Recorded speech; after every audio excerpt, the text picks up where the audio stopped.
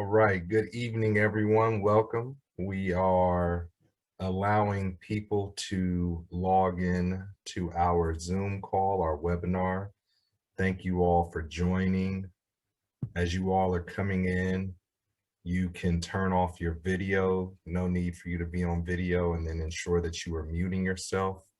We will repeat that a couple of times, and we will put that in the chat for everyone. So thank you for being here. My name is William McGee, and I have the honor and pleasure of moderating and actually just sitting back and learning and listening from our beautiful panel, our people in the field that will inform us about this great topic. This is a topic that has been around for a while, and it is really catching momentum. This is really a webinar to educate and inform us, but also allow us to explore the topic of standardized testing. This is a practice that many school districts use, and then also talk about the implications of standardized testing and the racist system that we are propagating by doing this, this testing. So the purpose of our webinar again today is really to inform you all, to be able to answer any questions that you may have. And then it's also to really bring this discussion to the forefront to allow people to talk. And then hopefully you'll take this message back to your community and then garner some support for that. So as we continue this moving forward, I want to introduce our expert panelists that we have today. We have Mr. Mike Hutchinson, School Board Director, District 5 from Oakland Unified School District. He's in his first term and he's a community organizer. He's been doing this for a while, and so we're very excited and interested to hear what he will have to tell us. Then we also have Trustee Jamila Smith Folds. She's from the West Contra Costa Unified School District Board of Trustees. She's in her first term, but she's an experienced and effective teacher, parent advocate, and all-around educator. So she'll be giving us some tips and wisdom tonight as well. I would be remiss if I did not introduce Mr. Demetrio Gonzalez Hoy. He's also a school board member from West Contra Costa Unified School District in his first term. He's an educator, and he's also CTA, California Teachers Association staff member. And last but certainly not least, somebody who's going to give us some great information is Miss Kristen Persley. Miss Persley has taught English as a second language and citizenship for West Contra Costa adult education for 23 years. Now that's experience. She's also currently the president of Adult School Teachers United, the Adult School Teachers Union for West Contra Costa Unified School District. So with that being said, I am going to turn it over to the panel, and then I will also go off camera.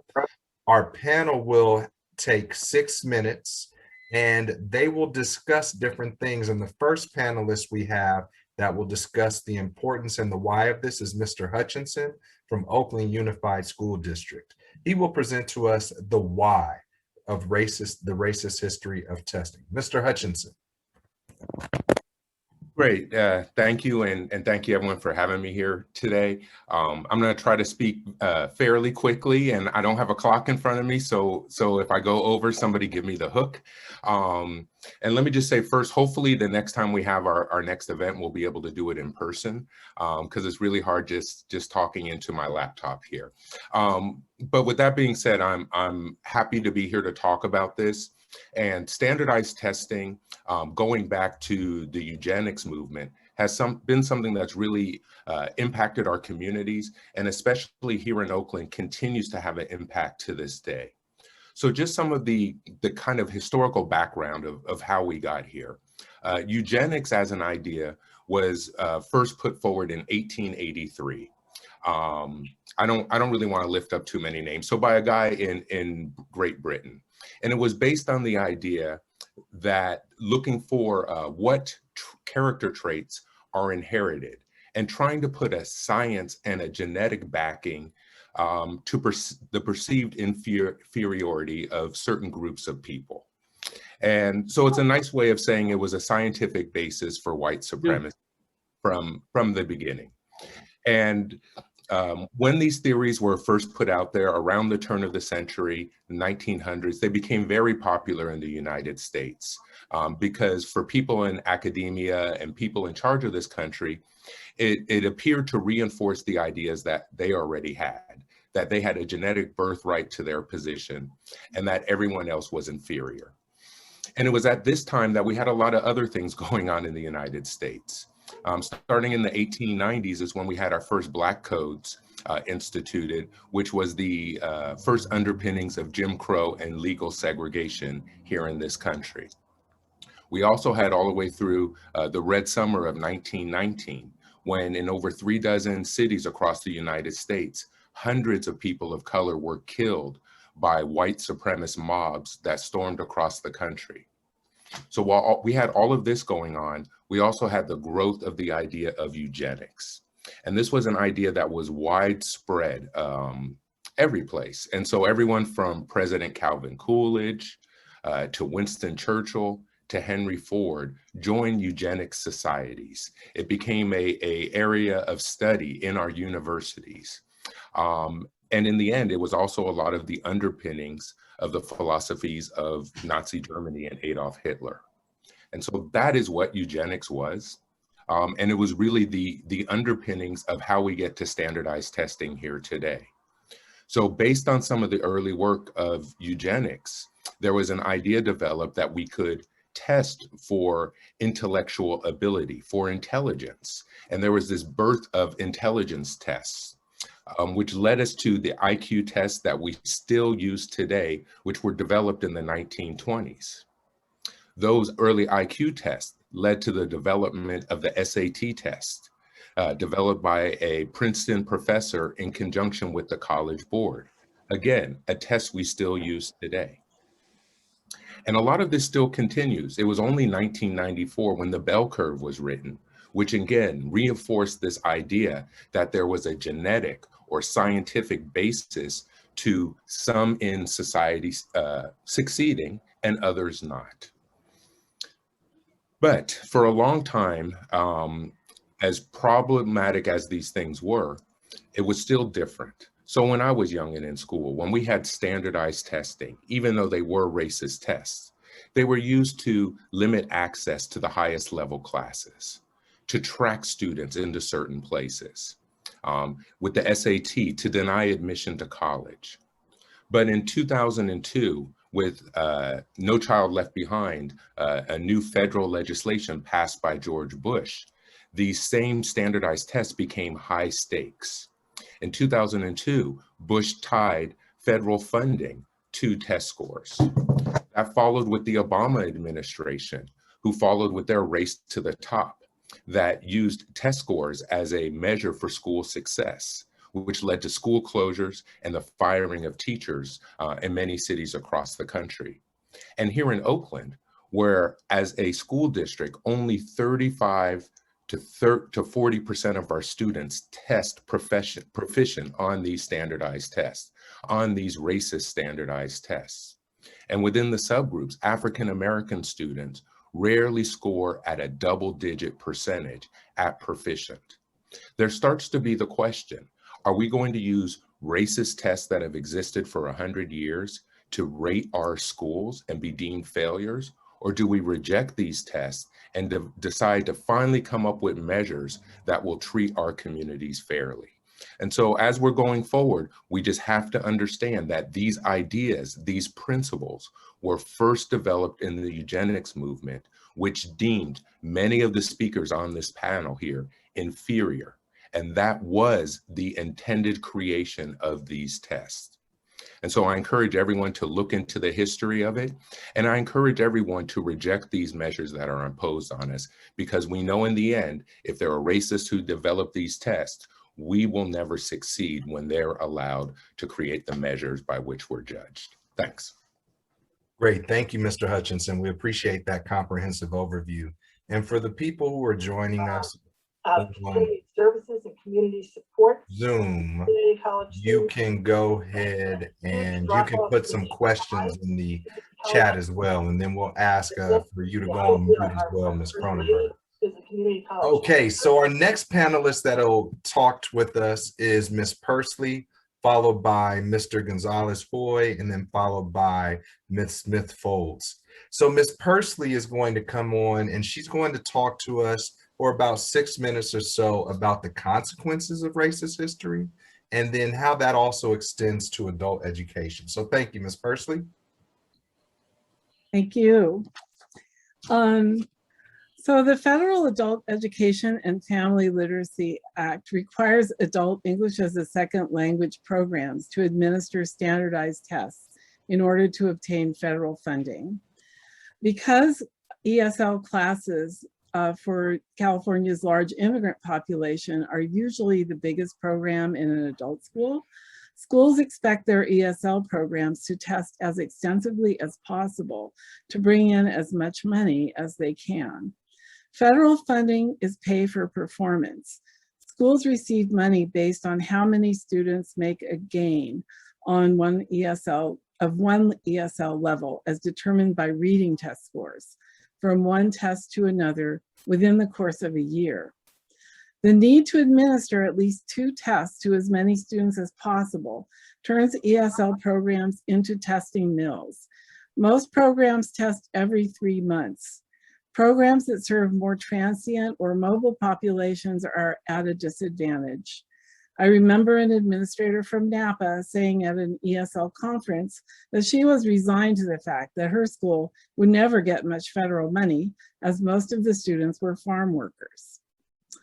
As with children's schooling, the test narrows the curriculum so that educational needs that cannot be easily tested are often ignored. The pressure to show good results tempts schools to concentrate on populations that are easier to serve. Test results are used to compare adult schools with no allowance for the fact that they serve different populations with unequal resources under widely varying conditions. Test results have even been used to evaluate and even fire teachers, even though that is not what the test is designed for. And because the tests bring in much needed money, schools may design their programs so that they serve the test first and students second. Unlike community colleges, adult schools are administered by K-12 districts. Students have usually been out of school for a long time, or they may have never had any formal schooling. Taking a multiple choice test and filling in answers on a Scantron is often a novel experience for them. Teachers often have to spend some valuable classroom time teaching the important skill of bubbling in answers, sometimes to students who cannot read in their first language. Intake forms tied to the federal test ask extensively about barriers students may have. Are they low income, low literacy, unemployed, receiving government aid, etc.? The questions point to an underlying assumption that the student is a burden on the system who needs to learn English to get a job. However, most ESL students work. They may have employment goals, but they have other reasons for learning English that are just as important to them. When our school surveys students with an instrument that gives them more options than the federal form, they mention helping their children in school as a goal just as often as they mention employment goals. And they almost always say they want to learn English so they can better understand life in the United States. Because ESL textbooks are meticulously matched to the standardized tests, you won't find any lessons about helping children in school in most core texts.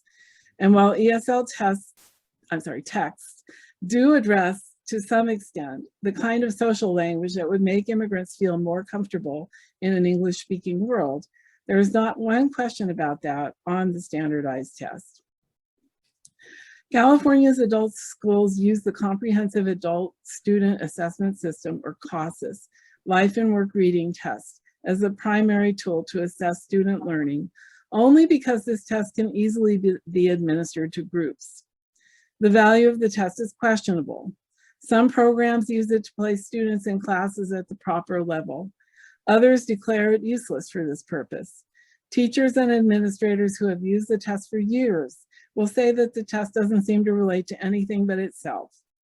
I myself have seen the scores of my students, good students, who I could tell were learning, wobble up and down without ever again achieving the lofty height of the score the student got on their placement test before they had received any instruction. In trainings, teachers are encouraged to review the test results to decide what to teach. They are not paid for the time they spend looking at how many students got each question right in search of those 1 or 2 questions most of the students missed, so they can decide what to teach before the next test.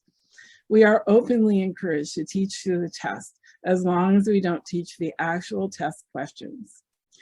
When students reach a certain high score on the reading test, they can no longer make gains as an ESL student, and the school begins pressuring the teacher to move the student to another program, like adult basic education, where they can earn gains on a different test. The student may still have a lot of work to do on pronunciation, grammar, or speaking, but those things are not tested. Adult basic education is the equivalent of an elementary education, which the student may have completed in their own country, but the testing system forces them out of the ESL program, from which they might still benefit. The test scores go into a table called the NRS table, which is used to compare adult schools to each other. The table shows how many students have 2 test scores versus the student population as a whole. If you haven't tested most of your students with 2 tests, you are a bad school. Another table shows how many students who do have paired scores make gains. And this usually shows that schools are doing a good job, but that is not the one that is used for comparisons. During the pandemic, we have been asked to prioritize the tests over the lives of our students by having them gather to take the test in the school parking lot. Our adult school was at the epicenter of the pandemic, of a pandemic hotspot for months. Our county has been in the purple tier, and 2 of the cities we serve, Richmond and San Pablo, have had the highest number of cases and the most cases per capita, respectively. The Latino population, from which most of our students come, was ravaged by the disease. But the California Department of Education is harassing us because we haven't tested enough students. If insisting that immigrants risk their lives to take a test in their car isn't racism, I don't know what is. There has to be a better way to serve our students. Thank you. Great, thank you, Ms. Persley. And let me ask our host, there are some people who are sending messages stating that they're in the waiting room. Will you check the waiting room, because this is such a hot topic they're trying to get on. So please, if you will, check the waiting room. We have a few people trying to get into the Zoom room with us. All right. So as we're moving forward and we're letting folk into the Zoom room, the next person who's going to give us some information, and please make sure you're taking notes too, you all, and you are able to put questions in the chat for us, is Mr. Gonzalez-Hoy. So he's going to come to us and talk with us about what's being done now, what's new, and the opt-out movement. Thank you, Mr. Gonzalez-Hoy. Thank you, Mr. McGee. Really appreciate it. And you directing us tonight, as well as the wonderful panel. So real quick, before I talk about what is being done, I just want to share, I was a 2nd and 3rd grade bilingual teacher, and I was in the classroom when the first year of the current test was administered. And I just wanted to share that when I saw my students, and I saw it for a couple of years before I left the classroom, go in front of the test and sit in front of the computer, I saw a huge inequity. My students were all English language learners, and majority of them, I could see the trauma that they experienced when they were seeing something for the first time that they had never gone through before. This very specific test with very specific language, and in recent years, it has asked students to have specific skills in computing. It is not created for students that we currently serve in WSUSD.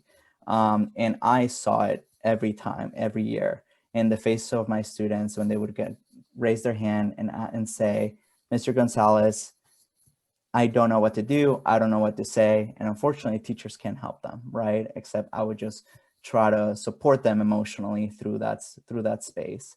And teachers and family members don't use that test for really anything, right? And I think that's also part of the challenge, that we have to double down, because we are doing the state testing, and on top of that, we do our local teacher created tests on top of that really do help us understand where our students are. So I just wanted to put that into context, because from my experience in the classroom and what I hear from teachers every time I talk about this subject, and especially this year, after the last 15 months of students not being in the classroom, has been really unfortunate for me to see that we have not just canceled this test. Thankfully, we were able in California to request a waiver so that districts could request local assessments, and it wasn't done in every district. But in my opinion, kids had gone through enough trauma as it was to then have to take a test after being outside of the classroom for potentially a whole year.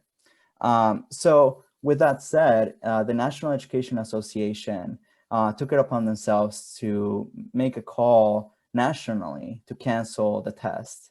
And that's what it was, #cancel the test.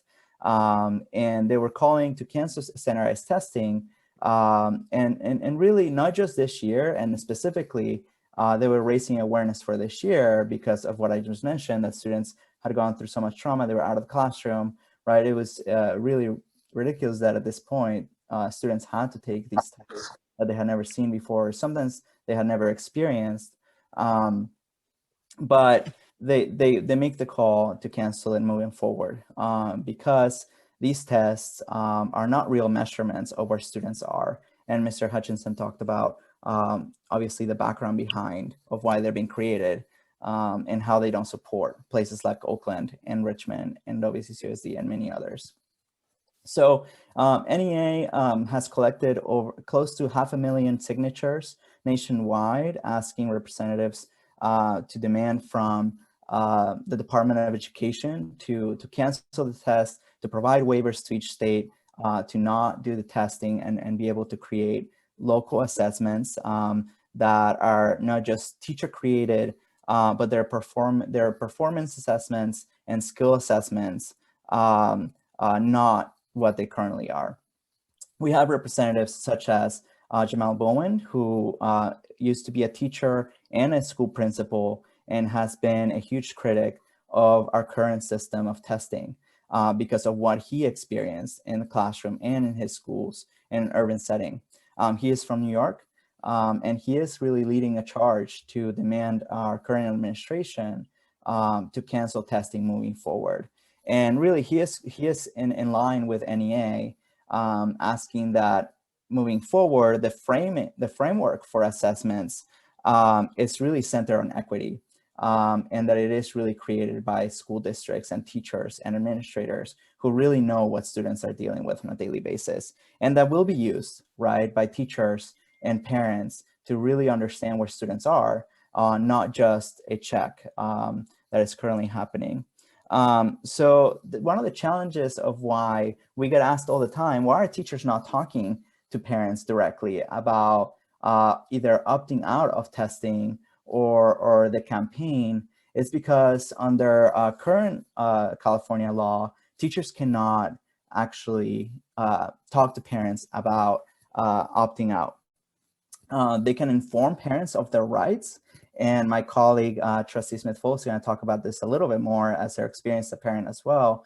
But they cannot directly tell families, you should opt out, even though educators know the dangers of this current testing. So that is important to know, because even though we're seeing this campaign nationally, it puts obviously educators in a difficult spot in the classroom, even though majority of educators feel this way. So NEA is heading in this direction. There are places like, for example, Oakland, where the Oakland Education Association is providing further education to, Trustee Smith-Foley is going to talk about this, so I'm not going to steal her thunder. But just to say that this is happening in locals, and you'll hear from my colleague how it's being done. So I'll pass it on back to you, Will, so you can so we can give it to my colleague. Thank you. All right, no worries. That's why I had to come back on camera because Demetrio was getting so I was just gonna keep passionate. going. Yeah, he was going to get into Trustee Smith-Folds dialogue. But no, this is really, to me, an invigorating discussion.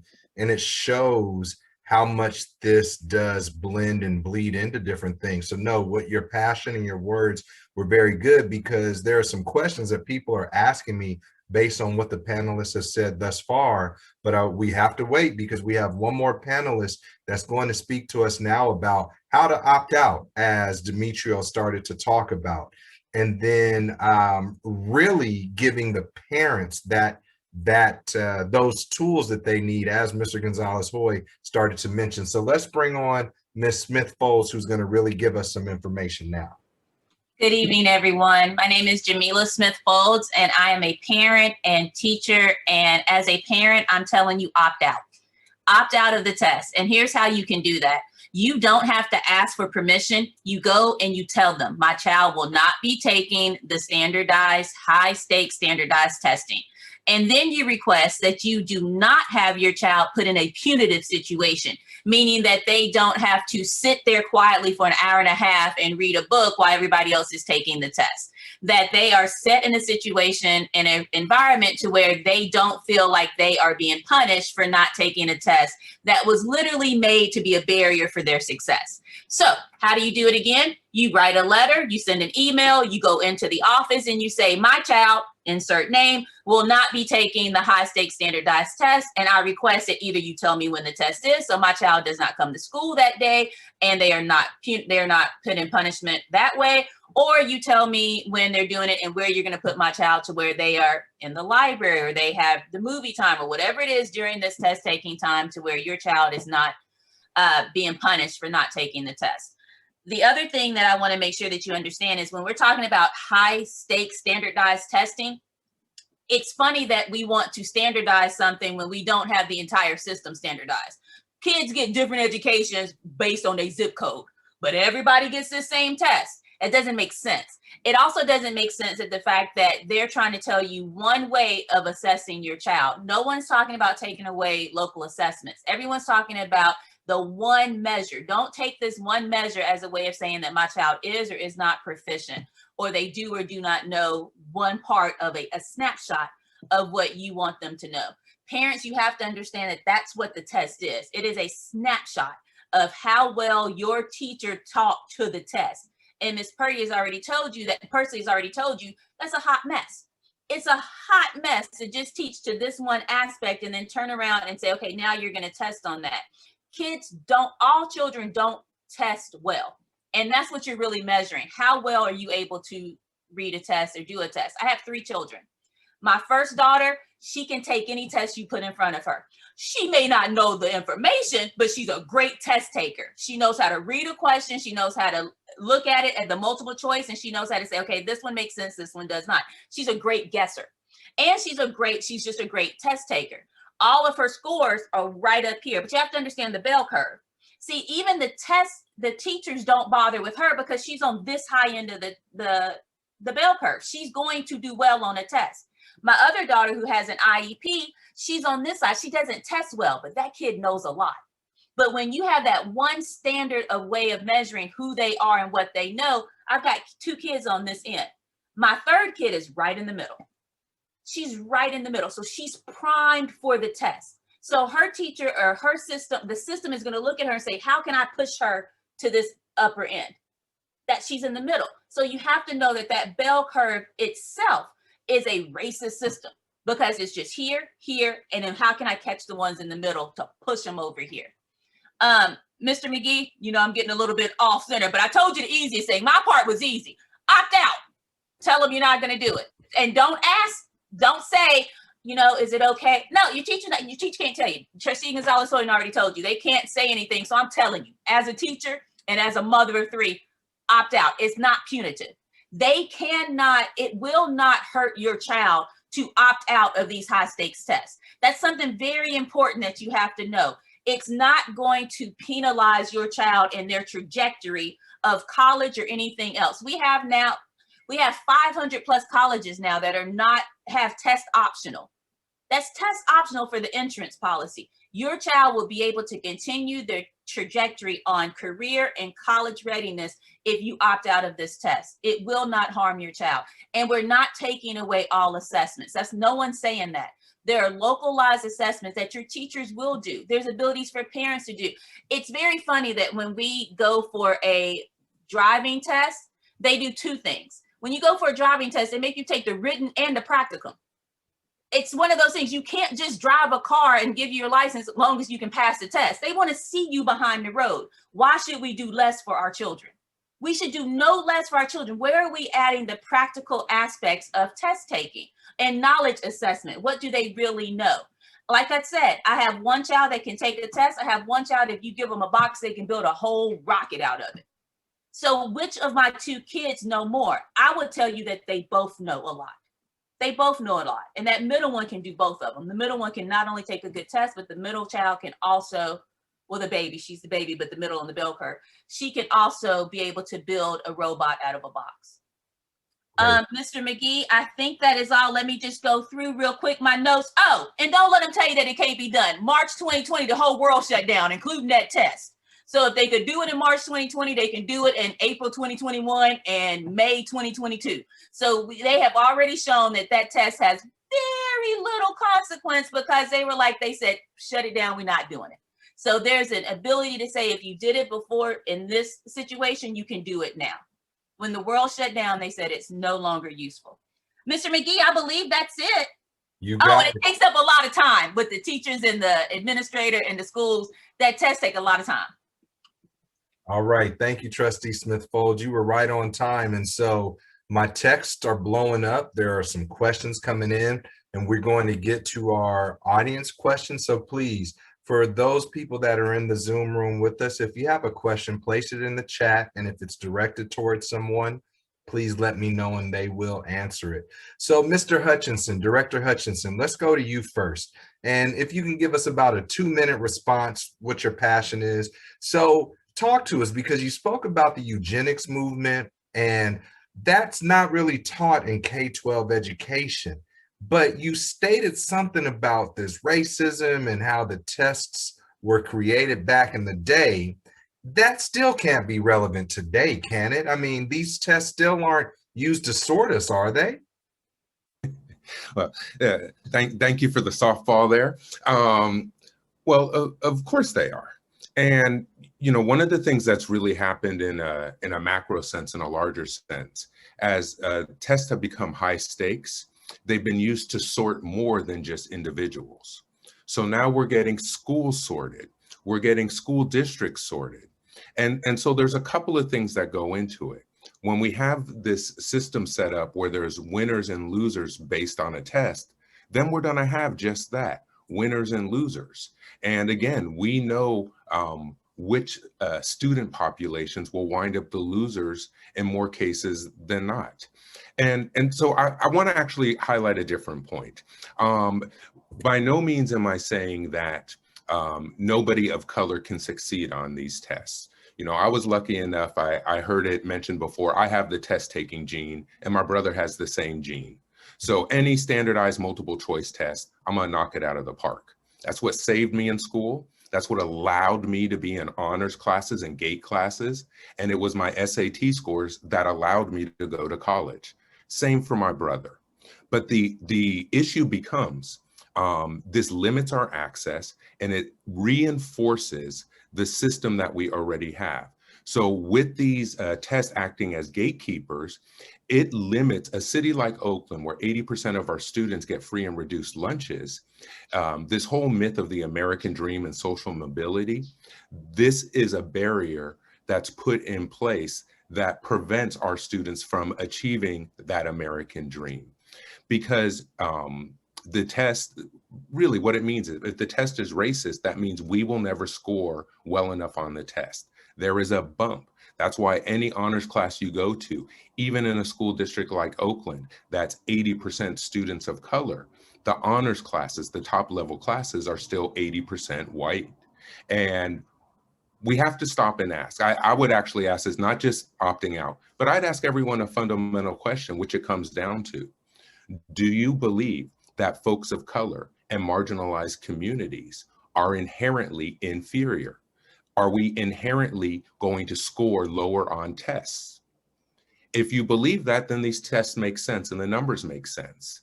That's what the people who developed them in the around the turn of the last century thought, and they developed tests to reinforce that. So if you don't think that, what is your reason for why we can't score to the same levels on tests, on IQ tests that were once used to sterilize our folks, are now used to keep us still in certain education situations that prevents us from accessing this higher level of education and a higher level of income and wealth accumulation?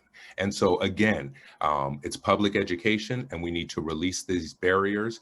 And until we develop new tests that were not developed by racists, we're going to be really stuck in this situation. Well, thank you for that. And somebody mentioned too that it's not just our children in K-12 that might be experiencing these racist tests, but it's also possibly a gatekeeper that keeps people of color, especially Black people, out of the teaching profession as well. So that's pretty interesting that that correlation can be made there. So you mentioned some stuff about the racist testing and how it's a gatekeeper. Ms. Pursley, this next question will come to you for about a 2-minute response. Director Hutchinson spoke about what the children are feeling, and then you're on the flip side, you're dealing with the adults. And some of the adults that you may come in contact with may not have done well in school. And so how does that translate? I guess the question is, you know, what have you observed from students that you're working with and the negative effects that they may have had from taking standardized tests? Yeah, thank you. Well, yes, unfortunately, some of our students come to us already feeling like they're failures in academic settings. Like in their country, they may have had very limited access to education. There are some countries where, at least in parts of those countries, women are not educated at all. There are some, unfortunately, I think sometimes they come from places where there's a kind of racist caste system to their school as well. So if they come from, you know, an out group in their country, they may have been educated to think, you're not very smart. You know, we just need you to, you know, to do the hard work of the hard physical labor. You know, it's good for you to be out of school when you're 8 years old and you can start working. So it's hard sometimes to convince them that they're intelligent and they can learn, and those tests make them feel dumb. You know, just the need to fill in the little bubbles, even that is something that is weird to them. I've had students who didn't hold a pencil until they came to the United States. So that's a really good question. You know, there are some students, depending on what their education was in their home country, who do fine, and you know, when they do well on the tests, it can make them feel better about their learning. But for those who already are struggling, the tests can be, I mean, it's sad. I had this one student who was a really so dedicated. He really wanted to be a citizen, and you know, he was working hard. His English level was low, but he was really trying. He took the test. He wasn't able to do the test, and he just felt so bad that he dropped out. And so that's an example of what can happen. Thanks. Okay. For the question. No, good. Thank you for bringing that to fruition, because I think we, you know, to me that humanized it, right? Like, what are the implications of the testing, especially when students are sitting now it's computerized, right? And they're struggling and they just don't know things. And I know we're going to get to something that Trustee Smith-Folds said, but before we go to Trustee Smith-Folds, Demetrio, you mentioned a lot. Now, we have an audience question too. You mentioned canceling the test. You said, like, the kids were out of class for a whole year, but they still had to take the test, or, you know, they were supposed to take the test, but then it was like canceled. So this is the question. If we cancel these tests, how will we know if a school is good? And I mean, my question is, what does good mean, right?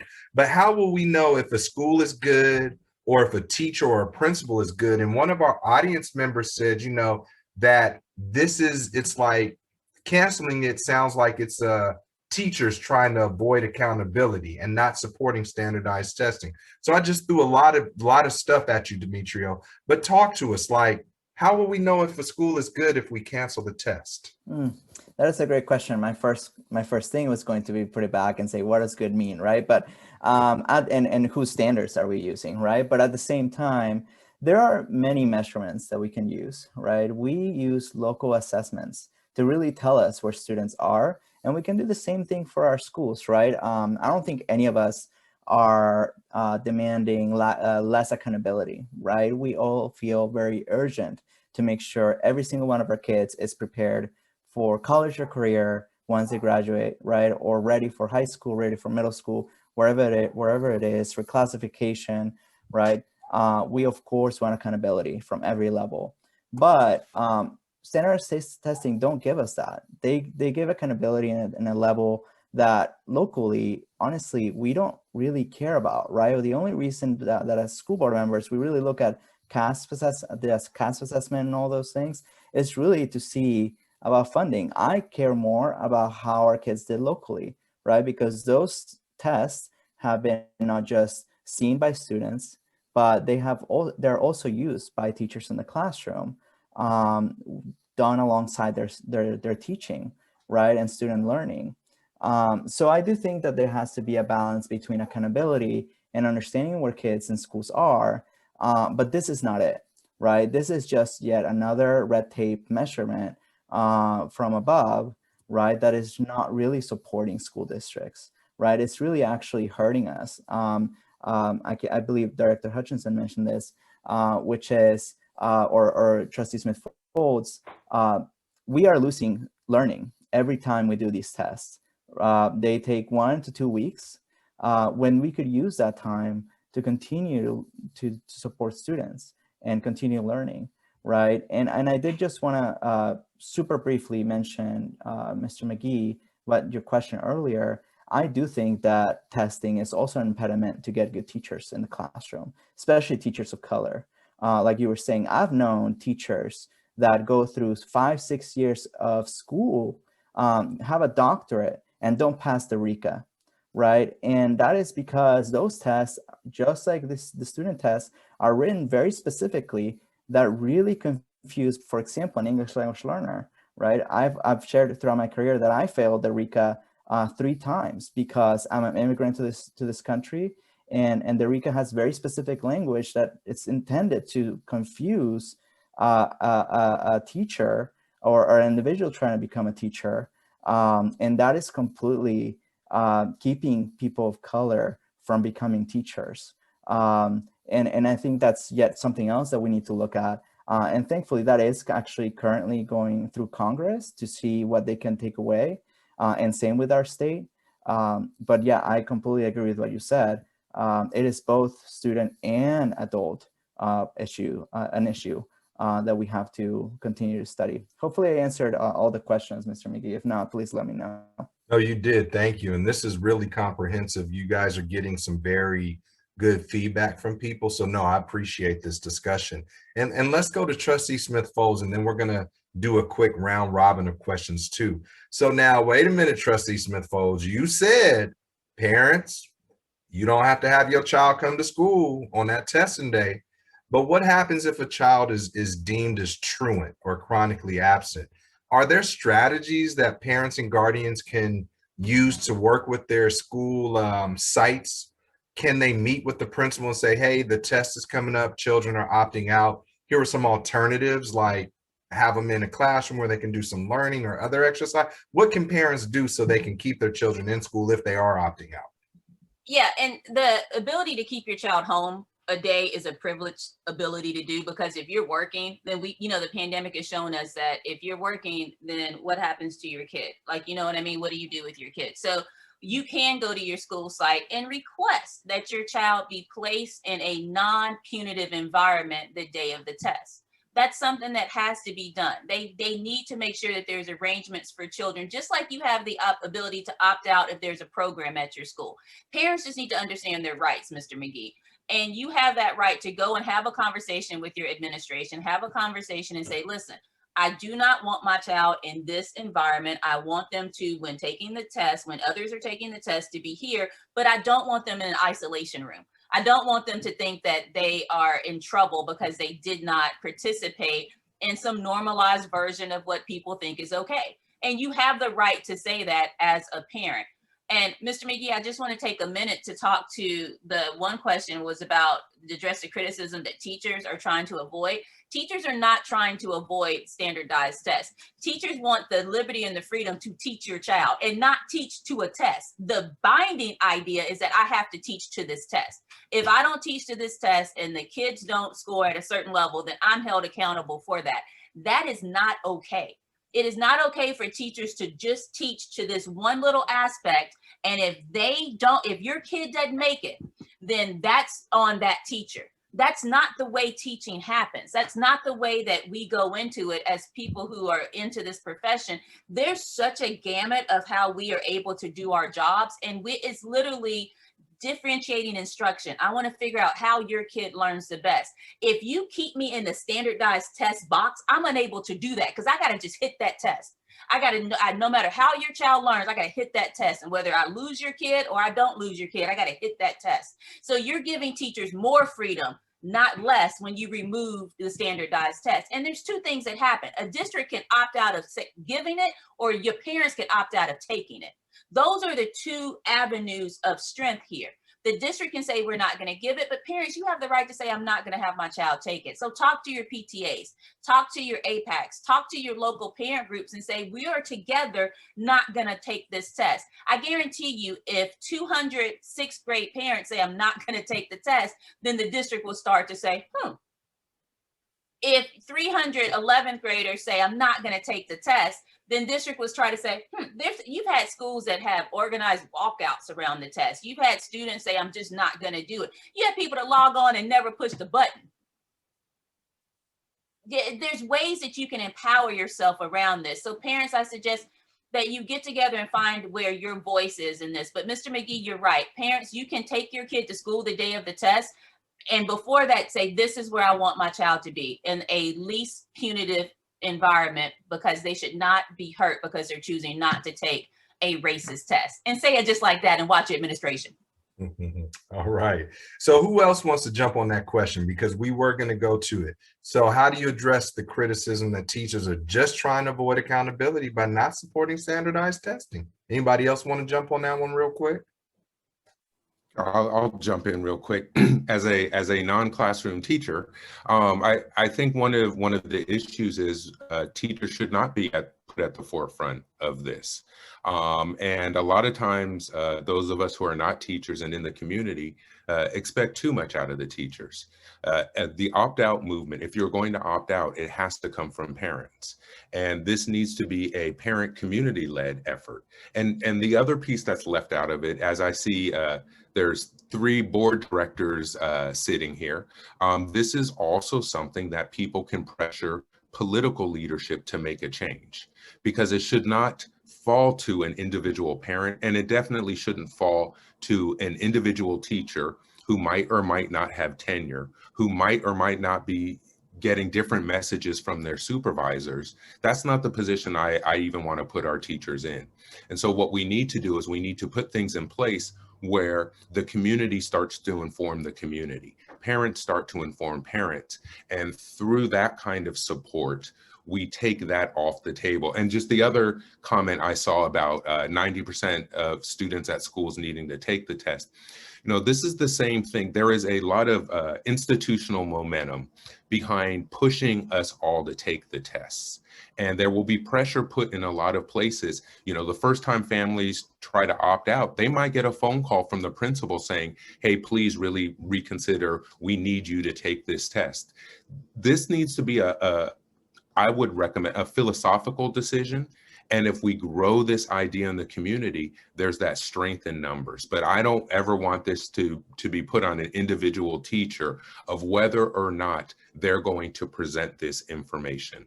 And just lastly, because it's a pet peeve of mine, that's the one thing we can always direct to come from a district level is information to the families. So an easy push in every district is to push the school board to make opt-out information readily available to the families. So again, we take teachers out of the equation a little bit so they don't have to risk their jobs to stand up in certain ways. Good, thank you. Anybody else want to take a go at that question? All right. So then Director Hutchinson went into another question too. So it is talking about if we don't get 90% participation among our students, that districts and schools will lose funding. Is anyone able to speak to that? The question is that a lie or is that true? Does anybody have that information? A lot of times you will see that there are participation rates and that you'll see that funding is being tied to the assessment. I know earlier there was a comment about the assessments and the testing, but it seems like the more that the tests are taking and the more that the students don't do well, the more the school district receives funding. And so is this an oxymoron about not taking the test and then not getting funding? Or what should we be doing? That's the big question that I think is on a lot of people's mind. And so when we're discussing this, we have to really see, is that one of the options? Because then the question is, what do the districts do with the results? What do the school districts do with the results? Like you said, Director Hutchinson, there are 3 board members on here, and we'll ask Ms. Pursley too as well. Ms. Pursley, when you're testing your children or your adult students, I love to call them children, but when you're testing the adult students, what do you do with that data? And we're going to ask the board members too what they see from the data from the board level. Well, the data is given to the teacher. The teachers can use the data to, like I said, we're kind of encouraged to look for that question that more students missed and then teach to that question. The data is also, it goes to a federal database, and there's all kinds of ways that it's used to compare, like I said, to compare adult schools. And but I don't know. I think some teachers find the data of some limited use around understanding the reading ability of their students. I've had a lot of trouble making sense out of it. And yeah, Okay. And it only tells you a little bit. It just tells you about their reading. Okay, and then as a board member, Trustee Gonzalez-Hoy, what do you do with the data? That's the question. What does the school district do with the results in relation to the student?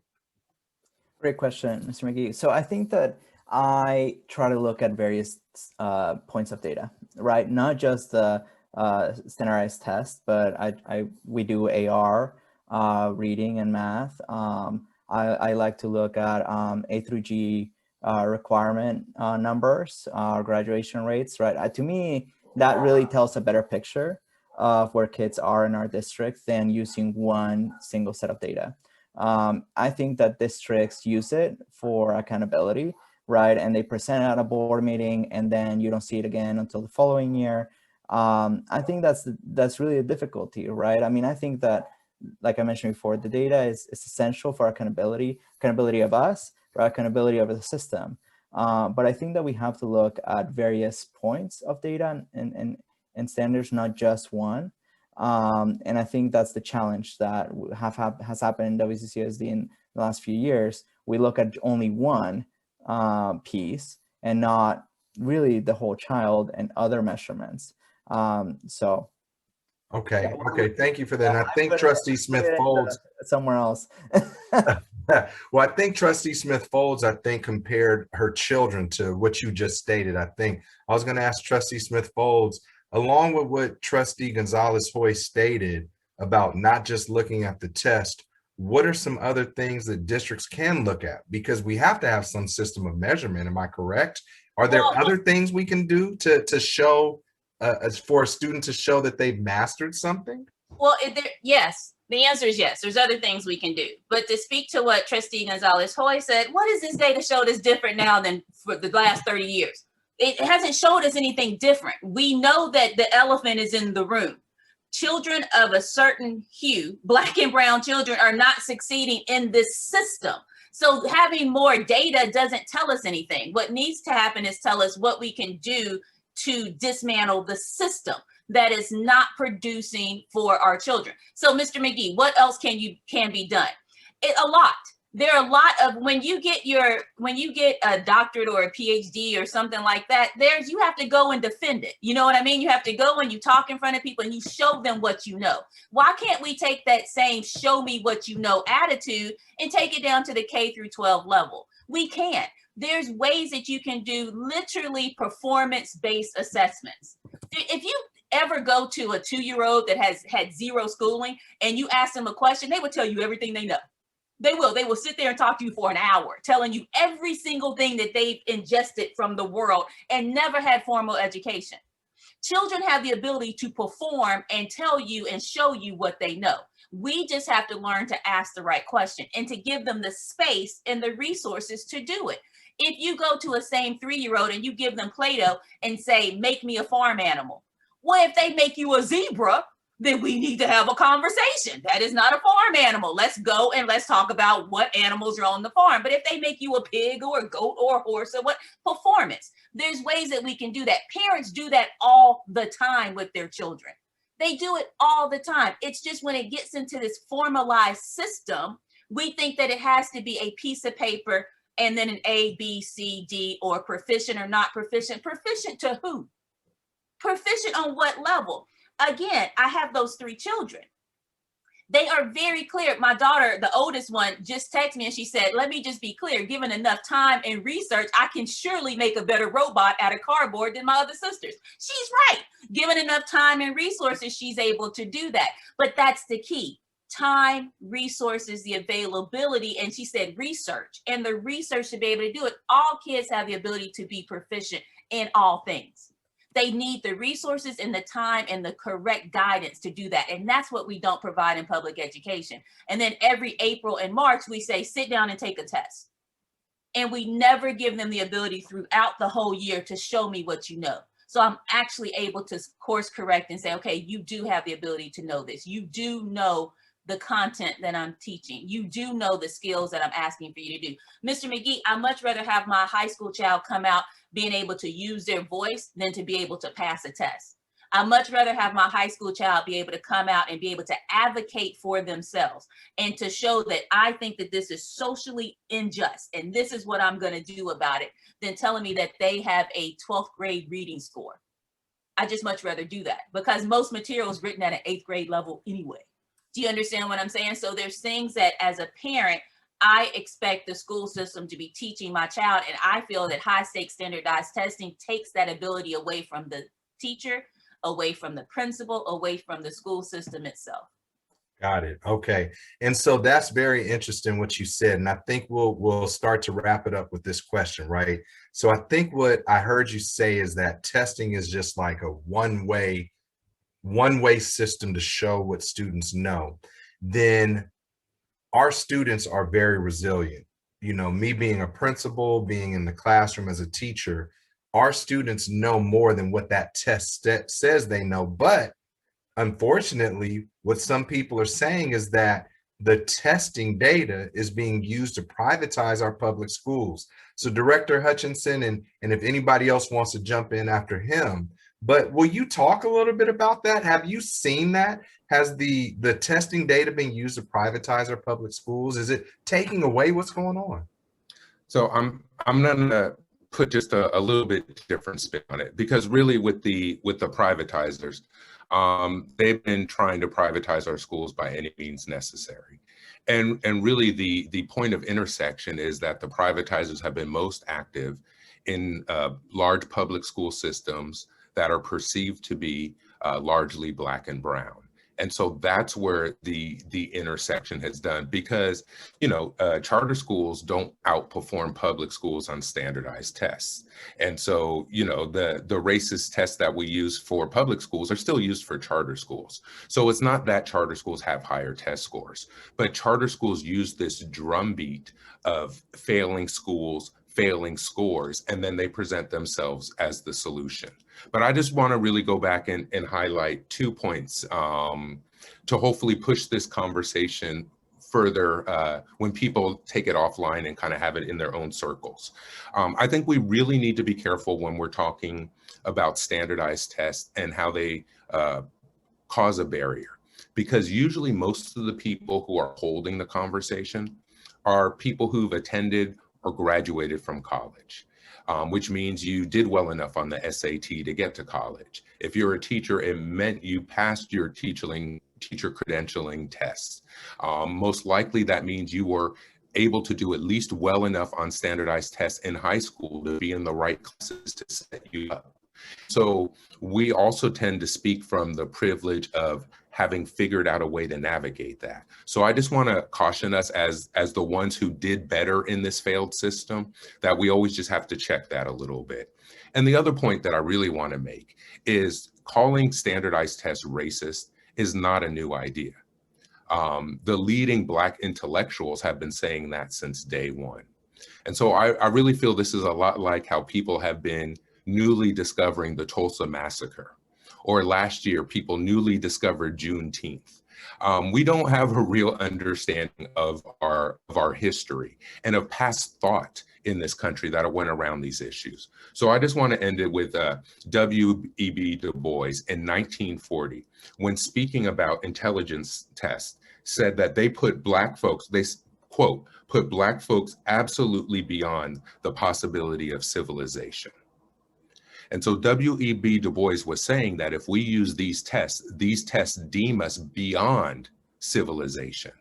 And so I encourage us to reject these tests, to reject these kinds of measures. And if the UC system can say we're not going to take the SAT test and use that, it's well past time where we, in control of our public education systems, can come up with our own assessments to serve our students. All right. No, thank you for that.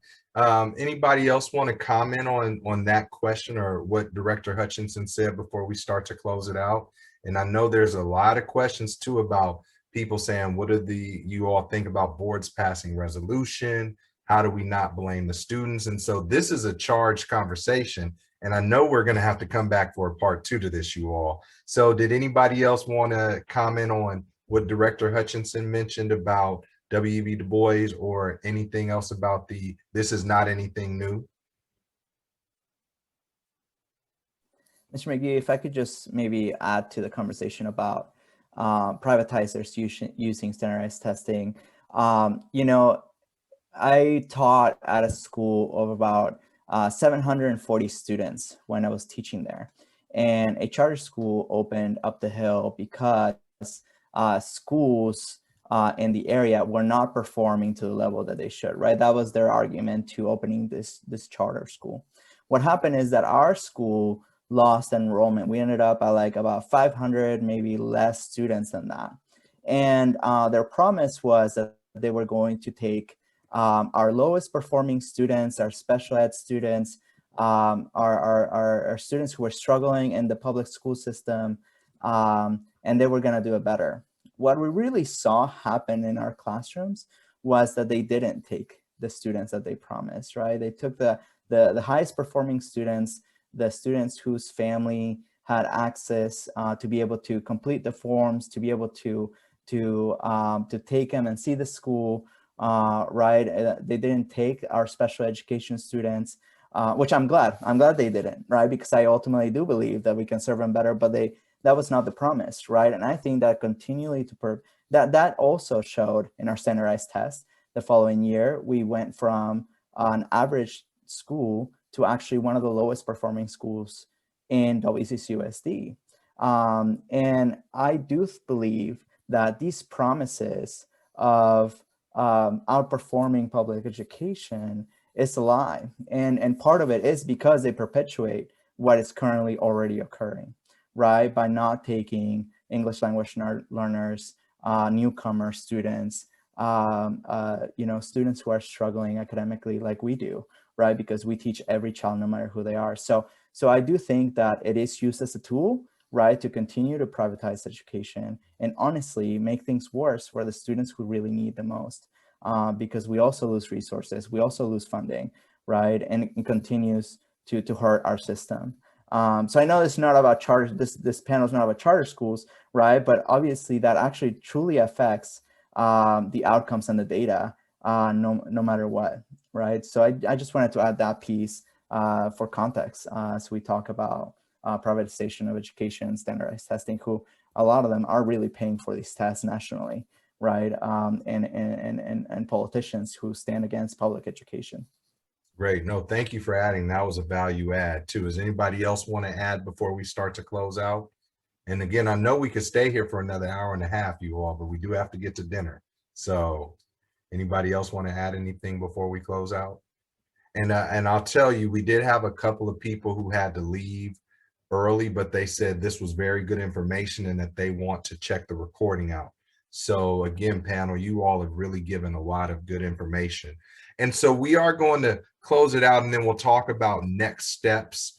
And then we'll also talk about questions that we did or did not get to, as well as how they will be answered. So this time we will go in reverse order from when the panel introduced themselves, and we'll start with Trustee Smith Folds.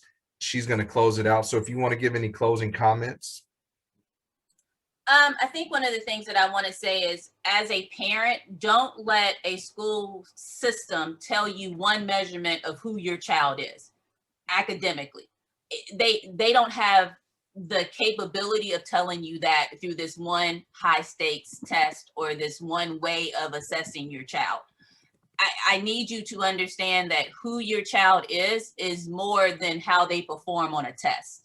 Who your child is as it pertains to academics, it's social, it's emotional, it's their ability to work together, it's cooperative learning. It's all the skills that we want our children to have when they graduate. It's one of those things that we should not set up a system to where we want kids to be able to do well on, what was that name of that game show? Am I smarter than a fifth grader? Nobody cares. I don't care if you're smarter than a fifth grader. I care if you have the skills to be a good adult. Do you have skills? Do you have the skills to be a productive citizen in this country or globally? And those come from more than just, are you able to be a good test taker? And I think that Mr. Hutchison is right. We all sit here from a state of privilege. We are all great test takers.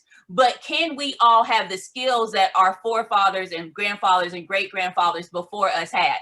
Listen, when the world shut down, I was like, I need to learn how to make some bread. How do you make bread? Because I don't need how am I going to get some toilet tissue? We realized very quickly, it's not, you can have more degrees than a thermometer.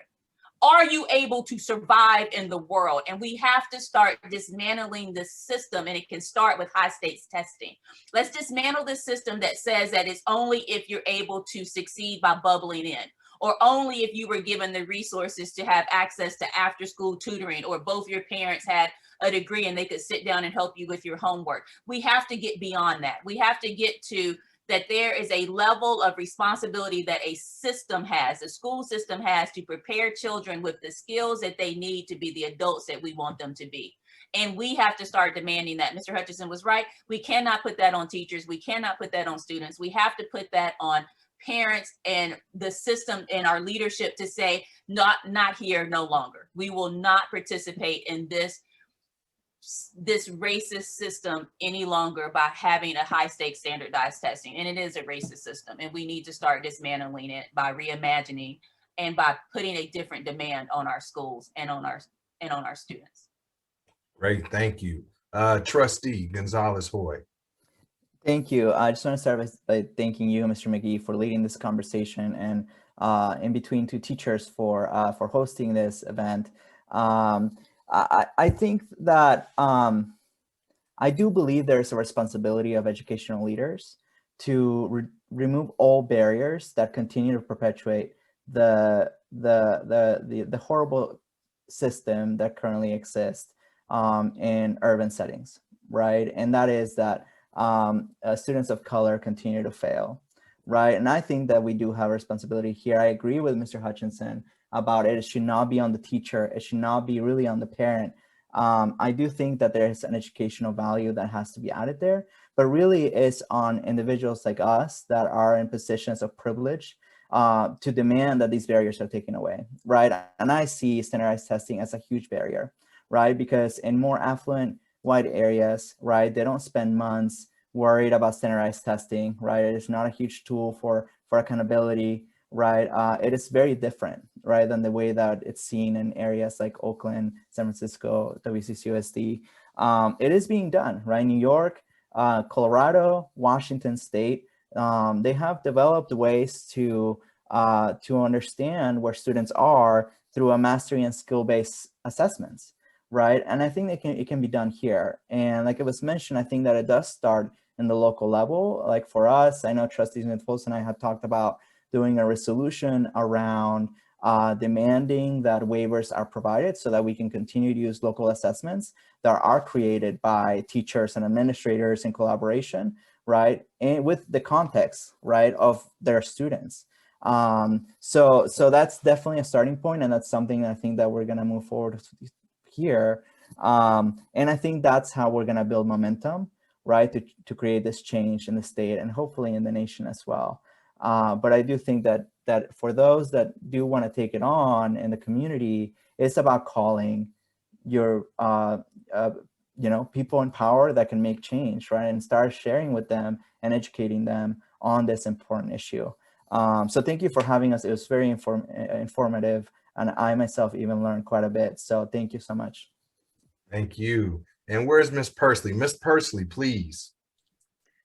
Hi, thank you. So yeah, I'd really like to thank Between Two Teachers for organizing this event and for including adult education as part of it, because I know that we don't often get a lot of people don't know about adult education and how important it is.